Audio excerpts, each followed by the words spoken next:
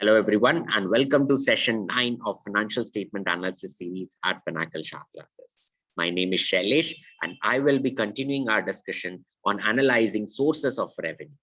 In our previous discussions in session 8 and session 7, we talked about analyzing sources of revenue at a product or a service level through various angles. In today's discussion, we are going to talk about how to analyze revenue at an entity level, at a standalone or a consolidated. Now, a lot of businesses tend to have different organizations or companies within the same umbrella with the perspective of either diversifying their set of operations or geographically expand into different domains, or even as a matter of fact, to expand in different territories or industries. Now, some of these entities could very well be completely owned or partially owned companies which are very much controlled by the parent company. These are known as subsidiaries. At the same time, there could be jointly controlled or a joint operation with some other company. These are known as joint ventures. And if a company chooses to, they can also invest some amount of their money into other entities, which can be termed as associates, where you don't really have control, but you have, you basically exert influence on those companies. Now, these individual entities may actually engage into different lines of operations, can generate revenue of their own, and sometimes they also can play a role in reducing cost for the parent company. Now, to analyze basically within that entire umbrella of the consolidated entity, which particular entity is helping in increasing revenues, or as a matter of fact, helping in reducing operational costs for a business, gives a very good perspective of what role that particular entity is playing, say it be subsidiary or a joint venture, and likewise. Now, more such information around investments, associates, and joint ventures will be covered in our next video sessions, but today's discussion we are going to limit it to subsidiaries. Now, in any annual report, you usually get a standalone and a consolidated financial statements, two set of financial statements. Unless a company has no subsidiaries, you will get only one financial statement, which by default would be standalone, because there is no other entity to be consolidated within it. Need not just be subsidiaries, it could very well be possible that joint ventures and associates could also not be present, hence just one single entity and standalone financial statement. Now, from an analysis perspective, we get standalone financial statements to give us how a parent company is performing at its own, and consolidated figures would represent how the entire umbrella within which these subsidiaries, joint ventures, and associates fall, how they are performing together. Which is why, from an analysis perspective, it's really important to first study the umbrella, and within that umbrella, which entities are contributing and playing what role from a revenue or from a cost perspective, gives us really good insights about our business. Now, often people tend to analyze revenues at individual subsidiary level because it gives out data, what kind of operations that particular subsidiary is engaging in. At the same time, you can top up this analysis with further, innovative angles around comparing what kind of revenue you are generating with the kind of investments you have made in those subsidiaries to judge on the lines of, how much profit is getting generated, return on investments, and likewise. Now, because we are just at a revenue level, we will be discussing these remaining angles afterwards, but let's just focus on revenue figures for now. Now, like I discussed earlier, an entity tends to have individual subsidiaries with two perspectives. It could very well be either in generating revenues, or it could very well be in saving costs for a particular company, or it could be a combination of either. Now, we have taken two such examples where a subsidiary was formed only with the perspective of saving cost for the company, and a subsidiary was formed to actually generate revenue for the company. So let's take a look at both these case studies. They are pretty interesting. So let's first start with CERA Sanitary Ware. Now, CERA Sanitary Ware basically created a subsidiary only for packaging. Now, CERA is into manufacturing of sanitary ware, faucetware, tiles, and whatnot. So these products are to be packaged, and eventually, if you were to get packaging from outside entities, it incurs huge costs. So which is where CERA thought maybe perhaps it makes sense to have a dedicated subsidiary for packaging. It could save costs.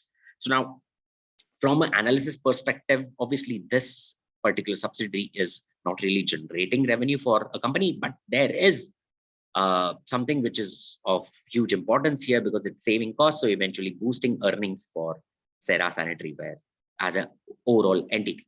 Which is where, if you were to judge the benefit of the subsidiary, you need to take a look at what kind of costs this subsidiary is incurring and what kind of savings it is incurring for the overall business. On a net basis, what kind of savings a business is incurring. And let's say if this subsidiary sells its products outside, any particular profits or revenues generated from selling those products outside should also be added to the economic value of this particular subsidiary. So if you were to actually generate, judge the overall benefit of this subsidiary, you can take a look at the external revenue as well as the parent level net benefit. Now, these benefit data points are usually not that straightforward and available in annual reports, but these questions are usually asked by analysts to the management of businesses in con calls, by establishing the subsidiary, what kind of cost saving are we looking at? And it helps in better projections, which is where one should keep an eye out for these kind of entities as well. Moreover, let's talk about what if you have a subsidiary from generating revenue perspective. So for that, we have taken example of VIP Industries. Now, let me actually open the VIP Industries annual report. To see how many subsidiaries or joint ventures and likewise a company may have, you can directly go to MGT9 format. We have discussed this in our session series of 7 and 8. So in case viewers, you haven't taken a look at our videos of 7th as well as 8th session, please do take a look at that video before moving forward from here on. So we discussed MGT9 can be a really good source of information around revenue breakups in case if you're looking at it for some companies. And one case study at point was VIP Industries, where you wanted to take a look at product level breakups. So let's take a look at MGT9 form, because to find out how many subsidiaries this VIP Industries has and what kind of subsidiaries those are. So this is MGT9 form, and if I scroll down, let me zoom in a bit. As you can see, just below the revenue breakup of hard luggage and soft luggage, which we have utilized in our previous lectures, you will see that the company has 5 subsidiaries. Glowplast is based out of India, and the remaining 4 subsidiaries are based out of Bangladesh. All are 100% owned subsidiaries. So, everything which happens in these companies are perfectly attributable to the owners of the overall entity of VIP Industries. So, which is where it gives us thinking that, okay, so standalone figures and consolidated figures would be very different, right? Because one would expect these Bangladesh subsidiaries to as well perform something on their own. So let's take a look at the consolidated income statement and standalone income statement. So if I actually go to page 169, that happens to be the consolidated income statement. You will see that the revenue from operations is 1,718 crores. And if I were to take a look at the standalone income statement, so let me just, for viewers' benefit, because, these numbers are slightly tricky to remember always, let me just write these numbers here. So consolidated figure, again, pardon my handwriting, but consolidated figures is 1,718 crores. And let me just quickly browse through to the standalone income statement, which is on page 111. By the way, viewers can also verify these things by opening the annual report on their own. We highly encourage that. Now, when you take a look at the standalone income statement, you will see that the revenue from operations is 1,713 crores. Now, you may find it funny because standalone revenue is almost equal to that of the consolidated entity. So a user may think, or an analyst may think, that the subsidiaries are literally doing nothing, right? Because if standalone, as in the VIP India, the parent company is doing, or rather is generating a revenue 1,713 crores, and overall the parent company as well as subsidiaries together, they are generating 1,718 crores, which means subsidiaries are generating a revenue of 5 odd crores, then you might think, what's the point of having subsidiaries? You might as well shut those down, because there's literally negligible amount of revenues which are being generated. Now, like I said, an analyst needs to take a look at both perspectives, from a revenue perspective as well as a cost perspective. Given we took this case study from a revenue perspective, we are telling you this upfront, that these companies help VIP industries, the standalone company, generate revenue. Now you may think, how are they helping? The company itself by itself is generating 1713 crores, and the overall entity is generating 1718. So there's literally no point on having those subsidiaries. So let me actually explain. That is now how things work. Why is that so? Let me actually walk you through the AOC3 form.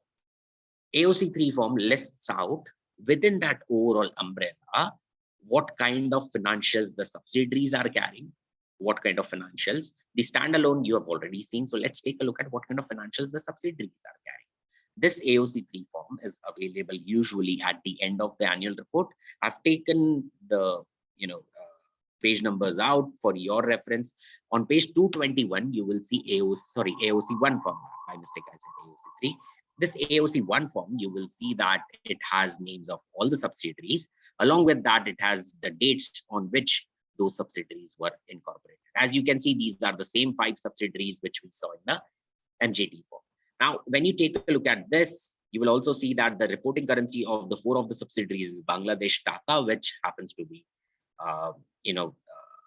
a Bangladesh currency where these subsidiaries are operating. Then we have Gloplast Retail Limited, which has a currency of INR. Obviously, it's based out of Mumbai. So likewise, now the exchange rate which they have used. And remember, whenever you have overseas subsidiaries, this AOC form lists out all the subsidiaries, associates, and joint ventures financial figures, and they are usually mentioned in the representation currency of the parent company, so which happens to be INR. So even though these subsidiaries are based out of Bangladesh, the figures which you are seeing here of share capital, reserves and surplus, total liabilities, total assets, investments, turnover, and likewise are all present in INR.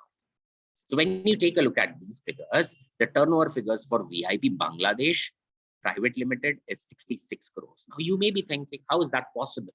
The standalone carried a revenue of 1718 crores. Let me bring those figures back up on the screen. As you can see, the standalone carried revenue of 1713 crores. How is that even possible that the subsidiaries were generating revenue on the lines of 66 crores, 114 crores, 45 crores, but we thought maybe the subsidiaries were contributing only 5 crores, right? How is that even possible? There has to be a mistake. So before jumping to conclusion that there are mistakes, please understand one thing. Consolidation is the companies together within one umbrella. And these figures which you see here, the turnover figures or the profits, these are basically sales made by these subsidiaries. Don't you think it's always possible that the subsidiaries would have sold those particular items to the parent company itself, right? Let me explain. So for example, let's say there's this parent company and there's this subsidiary company. The subsidiary company manufactures particular products. Let's say it incurs 30 rupees to manufacture it. And let's say it sells at 40 rupees to the parent company. The parent company buys at 40 rupees. So that becomes, this is revenue and this is COGS. So the revenue of subsidiary company becomes COGS of parent company. So 40 would be COGS of the parent company. And let's say parent eventually sells it outside at, I don't know, maybe 60 rupees. So eventually, when you take a look at the standalone standalone income statement of parent, you will see that the parent has a revenue of 60 crores because it's selling outside and has a COGS of 40 crores. I've taken a very simple example here, so please stay with me. And let's say if we were to compute a consolidated, as an overall entity, did the subsidiary sell anything outside? In this fictitious example, I'm not talking about VIP as of now, we will come to that. But in this example, subsidiary did not sell anything outside. So the 40 was completely sold to parent. So what happens is, as an overall entity, the consolidated umbrella, the sales which were made outside the overall entity were only done by the parent. So the subsidiaries played a role in the supply chain of the parent company, but never actually sold anything outside, which is why, the revenue of subsidiaries and COGS of parent company will tie out together. So the revenue for consolidated would look like 60. The revenue, these are called interrelated party transactions, where a subsidiary is selling materials to parent company. These are called upstream transactions, where a child is selling materials to parent and then parent is subsequently selling it outside. These are called upstream transactions. Similarly, there could be downstream transactions if a parent were to sell it to child and then child as in subsidiary and the subsidiary were to be selling it outside. These are called downstream transactions. Now, these upstream and downstream transactions, they cancel out during the consolidation figure because as an entity now you are judged. You are not judged based on, just individual subsidiary or a parent company. So as an overall entity, you made sales of 60, and as an overall entity, you actually incurred cost of only 30. So which is where the COGS will become 30 and your revenue will become 60. Now, this is why when you take a look at VIP industries, you thought subsidiaries to kuch kar hi nahi rahi, right? You thought subsidiaries are playing no role whatsoever because the revenue of consolidated figures are very much close to that of standalone figures. Hey, subsidiaries are playing no role. Why not shut them down together? Now you understand why you need to take a look at the AOC form, because if you genuinely want to find out what kind of role subsidiaries are playing, you might as well take a look at turnover figures from AOC form, AOC1.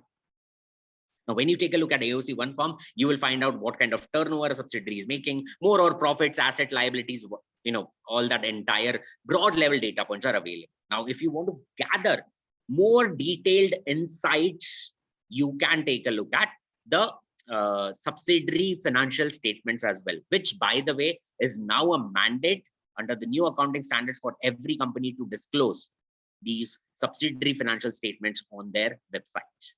Now, these may not be available on the exchange, but you can actually get these data points on company websites. All right, now let me come back to the discussion. Now, this fictitious example makes sense, the dummy numbers and everything, but then you might be thinking, sir, how did you even think that the subsidiaries were actually not selling anything outside? It's quite possible, that the subsidiaries were, let's say, selling 30 worth goods at 40 to the parent company, but they in fact were also selling, another 30 rupees worth goods at 80 rupees outside, let's say. So in that case, the overall consolidated figures would look 80 plus 60, which would be 140, and then 30 plus 30 would become 60 in that case. So this is how things would look at consolidated level. So how did we even conclude that the subsidiaries are not selling outside anything? So there are two ways of concluding the same. Let me explain. First, you can actually go to subsidiary accounts on the company's website and verify for yourself, like what exactly the company is operating into. You can also refer to con call discussions by, Radhika Piramal ma'am, where she clearly explains that the Bangladesh operations are for the parent company only. At the same time, you can always use a very smart technique if you don't have con calls, because not every company will give out this kind of data in con calls. Neither, let's say, for some reason, the company's website is not accessible. How is it that using annual report, you can verify this? I'll teach you that in today's discussion. So precisely when you take a look at the turnover figures, let me just quickly jot down the turnover figures for your reference. So VIP Bangladesh Private Limited. So VIP Bangladesh has a turnover figure of 66 crores. Then VIP BD. So VIP BD Manufacturing has a turnover figure of 114.7. For viewers who are finding it difficult, I'm sourcing these figures from here, guys. And VIP BD Private Limited would be 45.26. So VIP BD Private Limited would be 45.26. And then we have VIP Accessories. BD Private Limited has 6.62. Yeah, you might actually think, what's the point of having Blowblast if it's not doing anything, right? Now, that's a discussion for some other lecture. For now, considering we are only referring to revenue figures, we are going to stick to our revenue discussions. All right, so let me just quickly, show you how can you verify whether your subsidiaries are selling entire material to you. Now, whenever you buy any raw materials from your subsidiary or you sell any finished goods to your subsidiary, these transactions are called related party transactions. At the same time, not all related party transactions are done with subsidiaries. It's very well possible that, let's say, your founders or promoters of your company are sitting on board of another company with which you are actually transacting. Now, that is termed as a related party transaction, where there could be a conflict of interest. Now, it's a very, very important footnote. which is available at the end of the financial statements. Let me actually walk you through. So on page 156 of this annual report, you will see that on page 156, there are related party transactions which are present here. Now, when you take a look at these related party transactions, the way this footnote starts is they list out what kind of related parties they have. As you can see, these are the list of subsidiaries, joint ventures, and the percentage figures. Moreover, you will also see that the key management personnel who are, common across these related parties are present here. Now, when you take a look at this part of the footnote, you will see that when you take a look at the revenue figures or the cost figures, so the purchases, when you see this, right? So when you take a look at actually the purchases of goods and expenses incurred, now these are related party transactions done by the parent company with other related parties. Now there you will also note that the names of the subsidiaries are present. So VIP Industries Bangladesh Private Limited, goods worth 64.2 crores were bought by VIP India. Now, when you take a look, the revenue figures of VIP Bangladesh, which by the way were computed based on a flat exchange rate, were 66 crores, and the purchases which were made by the parent company were 64 crores. They're nearly equal. Now, these nominal differences are because in AOC 1 form, often, while reporting, you use a flat exchange rate, but not all transactions throughout the year would have happened at that flat exchange rate, right? So precisely these are very much equal. So VIP Bangladesh revenue from AOC 1 form are matching with purchases of VIP India in the related party transactions footnote. That tells us that VIP Bangladesh is selling everything to our parent or a standalone company. Similarly, let's verify VIP BD manufacturing. As you can see, 115.21, which matches once again exactly with this. And then VIP Bangladesh Private Limited is 45.26. Once again, it matches with this. Now, you may be wondering, where is this VIP accessories data? So, often it happens that, let's say this is parent company. Sorry, let me use a better visible color here. Yeah. So let's say this is parent company. Parent is buying from subsidiaries. It is also possible that there are tier 2 transactions, like subsidiary is selling to subsidiary, and then subsidiary is selling to parent company. So these accessories actually sell most of their products to the Bangladesh-based subsidiaries, and they eventually sell those things to the parent company. How did I know this? Obviously, because I couldn't find VIP accessories here, I started looking a bit. Now, I know somewhere an analyst needs to draw a line given the materiality of the information. It's just 6 crores in the gamut of or roughly 1800 crores top line. So that's completely fine. But then, I also wanted to verify my understanding. I went to ConCall. I could verify the same from ConCall discussions that all the subsidiaries based out of Bangladesh are selling everything to the India-based standalone company. Moreover, you can also take a look at VIP Industries, individual subsidiaries annual filings. Now, these are usually available on the annual, website, company website. Now, I talked about how it is mandated under the new accounting standards for all the companies to actually verify, for all companies to actually disclose these subsidiary-based accounts. Another thing which, before I move to the subsidiary accounts, the related party transactions can also be seen in case if you give loans to any of the related party transactions. You will find those numbers here. In case if you receive any interest income, you will find those numbers here. In case if you purchase or you sell anything to the related party transactions, like for example, here you're selling a product to Kemp and Companies Limited. Now, a lot of analysts tend to have very skewed views when it comes to related party transactions. Please have a broad level mindset here. Having related party transactions with companies doesn't really mean that the promoter is trying to siphon off money from your company. It's a really wrong way of looking at things.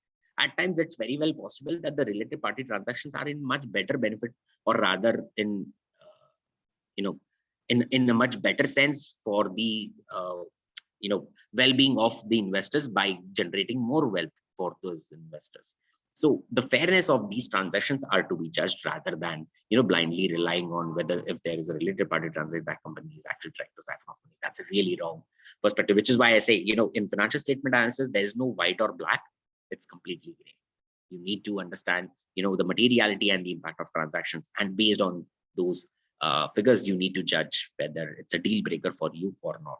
Anyways, let's move to the subsidiary based accounts. We'll be using this related party transactions afterwards as well. It's a wonderful footnote, very, very important from analysis of for any company, because we are only referring to revenue as of now. We will be using this footnote once again for loans and advances, for understanding inventory, and moreover, we'll also be using it for investments perspective, how to analyze investments in case if the money is lying in your subsidiaries and like this. Those will be coming in the future lecture series. But for now, considering the revenue aspect, let's move to the VIP Industries subsidiaries accounts.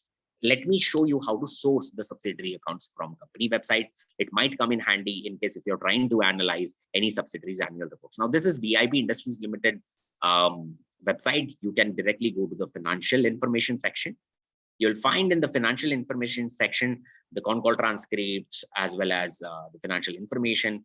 Moreover, you will also see a section dedicated to subsidiaries. As you can see, these are the subsidiary names, which we saw in the MGT9 form as well as annual report AOC1 form.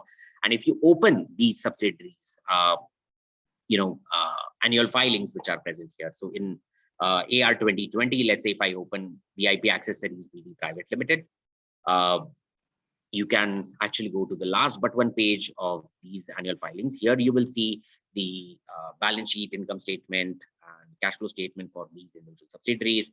And if you go to the bottom of this annual filing, you will see VIP Accessories is a subsidiary of VIP Industries, and major product of VIP Accessories are exported to VIP Bangladesh. As I told you, the subsidiary was selling it to subsidiary, and then eventually subsidiary was selling it to the parent company. As you can see, VIP Accessories sells everything to VIP Industries Bangladesh. Now let's open VIP Bangladesh annual report. So VIP Industries Bangladesh Private Limited. If I open this filing, let's find out whom VIP Bangladesh sells everything to. So if I actually come here again on the last but one page, we'll find VIP Bangladesh Private Limited is a subsidiary of VIP Industries, and major products of VIP Industries Bangladesh Private Limited are exported to VIP Industries Limited. So that's our parent company. As you can see, there are two-tier transactions. A subsidiary selling its output to another subsidiary, which eventually sells everything to the parent company. Precisely why in the consolidated figures, we couldn't find anything. But why are these data points important? See, understanding the revenue figures of subsidiaries as well as the performance of subsidiaries will tell you how the overall umbrella of a business is structured. Now, sources of revenues are to be analyzed in this fashion for you to get a very deeper understanding how the business is functioning, who is selling what to whom, and how that business is functioning. At times, it's very well possible that your subsidiaries may also be selling materials to outside entities rather than just to parent companies. In that case, consolidated figures obviously would be slightly higher as compared to the standalone figures. However, a very interesting case study comes to your mind. Now, an analyst may be thinking that, which means standalone figures will always be either less than or equal to consolidated figures, right? That's not really the case. In fact, we have a very interesting case study where consolidated figures are less than the standalone figures. Now, you may wonder how that is happening. In fact, that live listed Indian company case study is something we are going to take in reading 10. So stay tuned for the same. In case if you have any questions from this blog, you can as well, you can always mention those in the comments of this video, as well as on the forum section of this particular post. You can mention it here. Please do like the video and subscribe to our YouTube channel as well as Instagram. You can follow us on Instagram for more such educative content. Our Instagram handle is Pinnacle_Shah Classes, and you can also subscribe to our blog or our forum on our website. Thank you so much. I look forward to seeing you guys in the next session. In the next session, we are going to talk about a very interesting case study. As I mentioned, in certain case studies where the consolidated revenues are less than the standalone revenue. Now, how that is happening, let's take a look in the next one. Thank you, guys.